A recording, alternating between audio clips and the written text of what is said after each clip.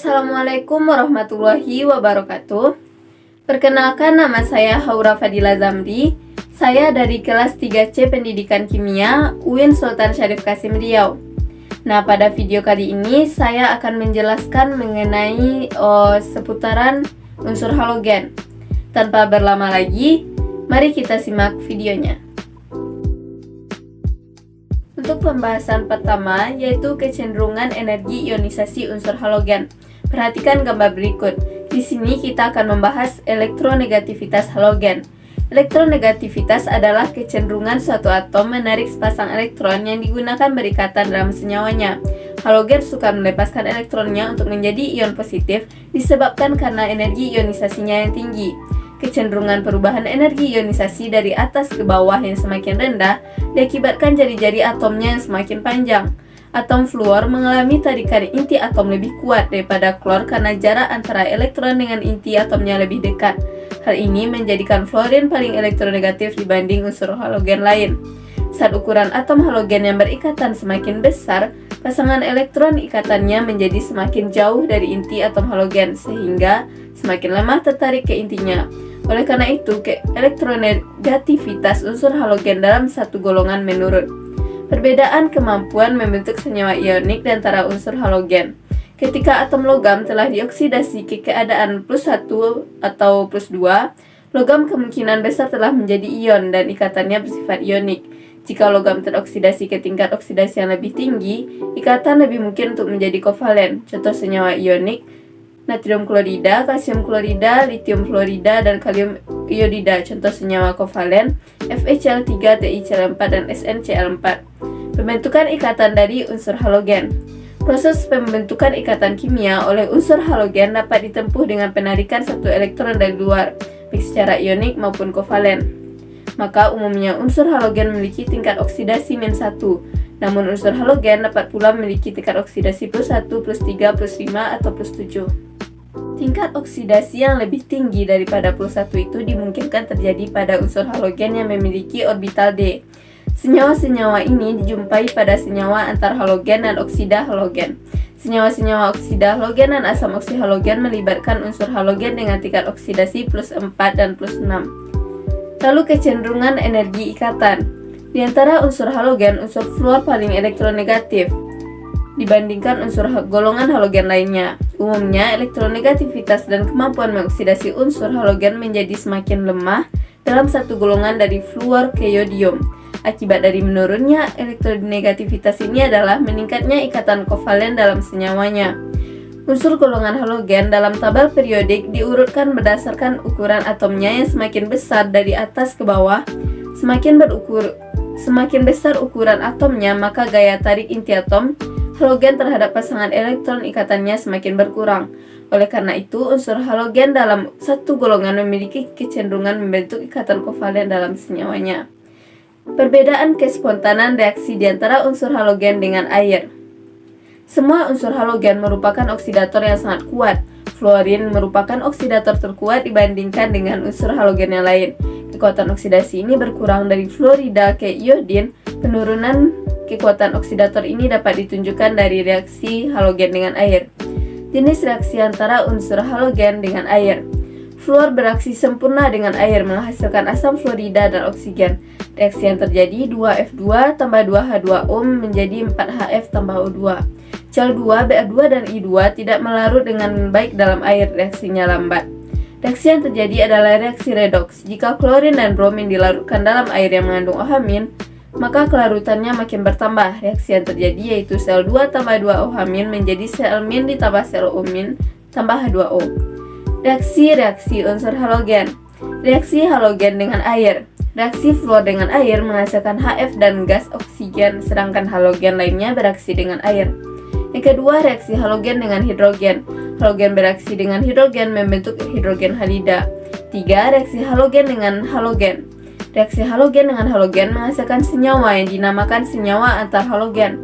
Unsur yang lebih elektronegatif sebagai zat oksidator dan diberi bilangan oksidasi negatif dalam senyawaannya. 4. Reaksi halogen dengan logam. Halogen bereaksi dengan kebanyakan logam. Bromin dan iodin tidak bereaksi dengan emas, platinum, atau beberapa logam mulia lainnya. contohnya reaksi fluorin dengan tembaga. 5. Reaksi halogen dengan hidrokarbon. Halogen umumnya bereaksi dengan hidrokarbon dengan cara mengganti atom-atom hidrogen, contohnya reaksi metana dengan klorin. Reaksi halogen dengan non-logam dan metaloid tertentu. Halogen bereaksi secara langsung dengan sejumlah non-logam dan metaloid. Unsur non-logam fosfor dan metaloid boron, arsen, dan strium dimisahkan Y bereaksi dengan unsur halogen yang X. Selanjutnya, sumber dan kelimpahan halogen di alam. Fluorin dan klorin merupakan unsur halogen yang melimpah di alam. Fluorin terdapat dalam mineral fluorapatit dan mineral fluorid CaF2. Klorin melimpah dalam bentuk NaCl terlarut di larutan maupun sebagai deposit garam. Bromin kurang melimpah, terdapat sebagai ion Br dalam air laut. Iodin terdapat dalam jumlah sedikit sebagai NaI dalam air laut dan sebagai NaIO3 bersama garam nitrat. Unsur astatin tidak jumpai di alam sebab bersifat radioaktif sehingga mudah berubah menjadi unsur lain yang lebih stabil. Yang terakhir, cara pembuatan halogen. Fluor dapat dibuat dengan elektrolisis, contohnya hidrogen fluorida atau HF dilarutkan dalam Kf cair, didapat gas F2 di anoda dan gas H2 di katoda. Klor secara komersial dibuat dengan elektrolisis NaCl cair atau larutan NaCl. Brom dibuat dengan mengoksidasi Br- air laut dengan klor. Iodin dapat dibuat dari ganggang laut karena mengandung I sekitar 1% iodin. Selanjutnya, penggunaan halogen. Pertama, kegunaan fluorin. Freon digunakan sebagai zat pendingin pada lemari es dan AC. Lalu yang kedua, zat pengoksidasi dalam roket. Na2SiF6 bila dicampur dengan pasta gigi akan berfungsi untuk menguatkan gigi. Teflon bahan plastik tahan panas. Kegunaan klorida. Kaporit digunakan sebagai disinfektan pada air minum dan kolam renang. Larutan Clorox digunakan untuk pemutih pakaian. Natrium klorida digunakan sebagai garam dapur. Kegunaan bromin. NaBr sebagai obat penenang saraf. Perak bromida untuk film fotografi. Kegunaan iodin. I2 dalam alkohol digunakan sebagai antiseptik. KiO3 sebagai tambahan yodium dalam garam dapur. NaI bila ditambahkan pada garam dapur digunakan untuk mencegah penyakit gondok. Selanjutnya, cara pembuatan oksida halogen. ClO2 dibuat pada skala laboratorium dengan memanaskan HgO kuning segar dengan gas Cl2 atau Cl2 dilarutkan dalam CCl4. ClO2 diproduksi dengan mereduksi KClO3 dengan asam oksalat lembab pada 90 derajat Celcius. Secara komersial, ClO2 dibuat dengan mereduksi NaClO3 dengan SO2 dalam H2SO4. Cl2O7 ini dibentuk oleh dehidrasi HClO4 dengan P4O10 pada -10 derajat Celcius. Cl2O4 dibuat dengan reaksi cesium perklorat dengan asam klorofluorosulfonat pada -45 derajat Celcius. Diklorin heksoksida atau Cl2O6 dibuat oleh aksi ozon dan CO2 pada 0 derajat Celcius. I2O5 diproduksi dengan memanaskan HiO3 pada sekitar 170 derajat Celcius. Sifat-sifat oksida halogen. Cl2O gas kuning coklat ini adalah senyawa endotermik dan meledak saat dipanaskan. Ini mudah larut dalam air membentuk larutan oranye. ClO2 sangat reaktif dan dapat meledak dengan hebat, oleh karena itu dibuat sesuai kebutuhan. ClO2 adalah gas kekuningan pada suhu kamar. Cl2O7 yang paling stabil dan merupakan satu-satunya oksida eksotermik klorin. Cl2O7 adalah cairan tidak berwarna larut dalam air membentuk HClO4.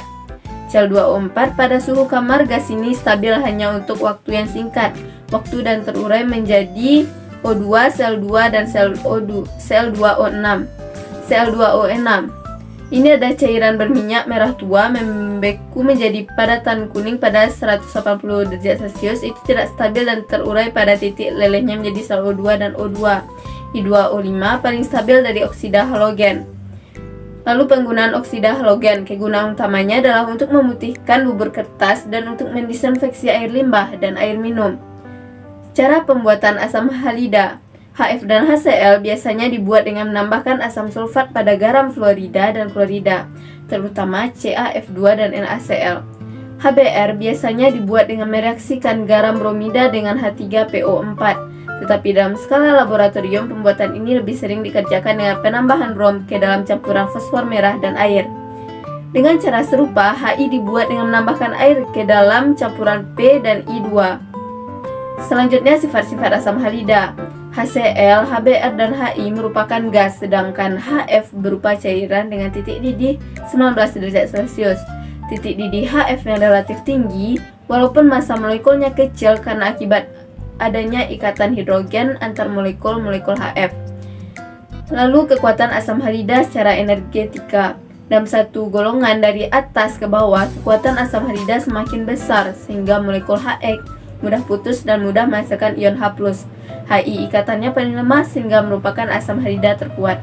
Sebaliknya HF ikatannya paling kuat sehingga merupakan asam halida terlemah. Semakin kuat ikatannya, semakin tinggi titik didihnya. Selanjutnya, penggunaan asam halida. HF digunakan dalam produksi fluorida untuk ersa kaca dan logam. HCl dalam produksi Cl2 dan klorida. Lalu dalam pembuatan aqua regia sebagai reagen lab. Dan penggunaan terbesar adalah untuk pengawetan logam, yaitu menghilangkan film oksida dari permukaan. Dalam produksi zat warna dan dalam industri gula. HI digunakan dalam industri farmasi, dalam fotografi, dan sebagai zat pereduksi. Lalu cara pembuatan asam oksohalogen. Pertama, asam hipoklorit dapat dibuat dengan melarutkan Cl2 dalam air. Asam klorit dapat dibuat dari barium klorit dengan asam sulfat. Asam klorit dan asam hipoklorit tidak stabil sehingga sulit mengisolasinya dalam keadaan murni. Ion ClO2- dapat dibuat bersama dengan ion ClO3-. Asam klorat dapat dibuat dari garam bariumnya. Ion XO3- dari klor, brom, dan iodin. Lalu sifat-sifat asam oksohalogen. Asam oksohalogen dalam oksonion dihasilkan oleh reaksi halogen dan oksidanya dengan air. Semakin besar asam okso stabil hanya dalam larutan. Kekuatan relatif dari asam oksohalogen bergantung pada elektronegativitas dan keadaan oksidasi halogen. Selanjutnya mengenai kekuatan asam oksihalogen. Untuk asam okso dengan jumlah atom O yang sama, kekuatan asam meningkat dengan keelektronegatifan E. Pertimbangkan asam hipohalaus, di mana E adalah atom halogen. Semakin elektronegatif E, semakin polar ikatan OH dan semakin mudah H+ hilang. Pada gambar dapat kita lihat kekuatan relatif asam okso. Yang A, Cl menarik kerapatan elektron. Lihat ketebalan panah hijau. Dari ikatan OH paling efektif sehingga membuat ikatan itu paling polar. Yang B, penambahan atom O menarik lebih banyak kerapatan elektron dari ikatan OH. Yang kedua, untuk asam okso dengan jumlah atom O yang berbeda, kekuatan asam meningkat dengan jumlah atom O. Atom elektronegatif menarik kerapatan elektron menjauh dari E yang mempunyai ikatan OH lebih polar. Semakin banyak atom O yang ada, semakin besar pergeseran kerapatan elektron dan semakin mudah ion H+ lepas. Oleh karena itu, asam oksoklor dengan NO 0 hingga 3 meningkat kekuatannya dengan jumlah atom O. Penggunaan asam oksohalogen. Asam hipoklorit dan garamnya bersifat pengoksidasi, maka dipakai sebagai pemutih dan pembunuh bakteri dari ganggang. Garam hipoklorit yang banyak dipakai adalah kaporit sebagai pemutih pakaian dan pembunuh bakteri dalam air minum dan kolam renang.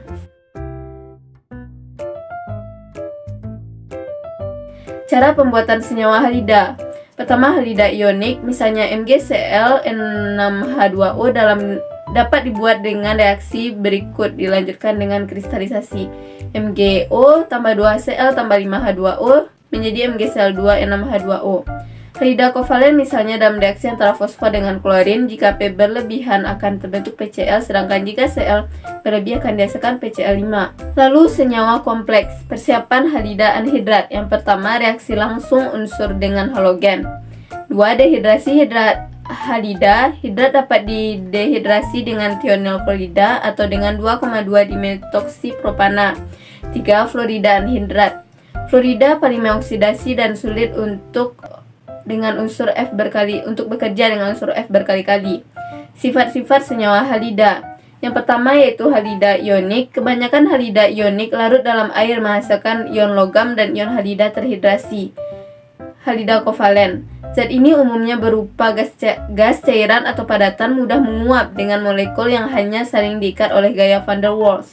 Senyawa kompleks BF4- stabil dalam larutan, sedangkan BCl4- dan BBr4- stabil dalam garam kristal dari kation besar.